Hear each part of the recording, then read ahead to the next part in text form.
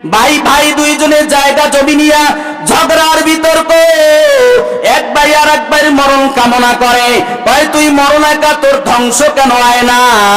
কেন তোর ধ্বংস হয় না? তুই মরলি তো বাবার সব সম্পত্তি আমার হয়ে যাবে। দুনিয়াটা বড় স্বার্থপর, দুনিয়ার সব কিছু স্বার্থপর। এই দুই একদিন আগে দেখলাম কোন জায়গায় যেন সন্তানের মা সন্তানকে বাড়ি গাড়ি সব লিখে না দেওয়ার কারণে মাকে ঘর থেকে বের করে দিছে। দুনিয়াটা বড় স্বার্থপর, স্বার্থে আঘাত লাগলে মা আর মা থাকে না, মাকে পরিচয় দিতে চায় না সন্তান। দুনিয়াটা বড়ই স্বার্থপর, যখন স্বার্থে আঘাত লাগে বাবাকে আর বাবা বলে পরিচয় দিতে চায় না। যখন মানুষ মানুষকে পরস্পরকে লানত দিবে, তখন ধ্বংস চলে আসবে।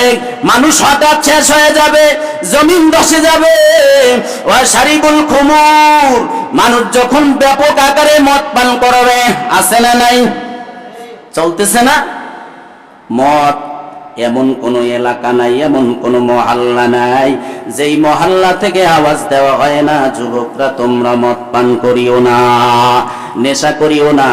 সারা বাংলাদেশ না, সারা পৃথিবীতে এমন কোন অঞ্চল নাই যেই অঞ্চলে মদ পান চলে না।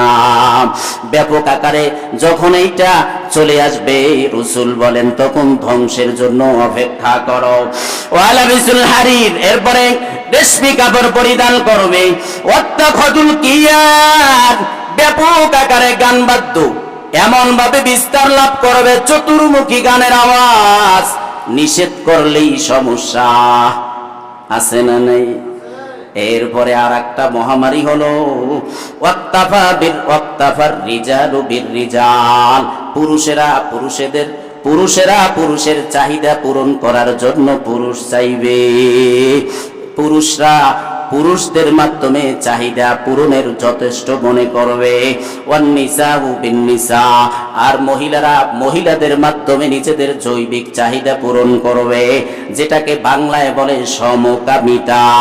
মাঝে মাঝে দেখবেন বাংলাদেশে রাষ্ট্রীয়ভাবে আইন প্রণয়ন করতে চায়, বাস্তবায়ন করতে চায় যে সমকামিতা যাতে ওপেনলি সবাই করতে পারে।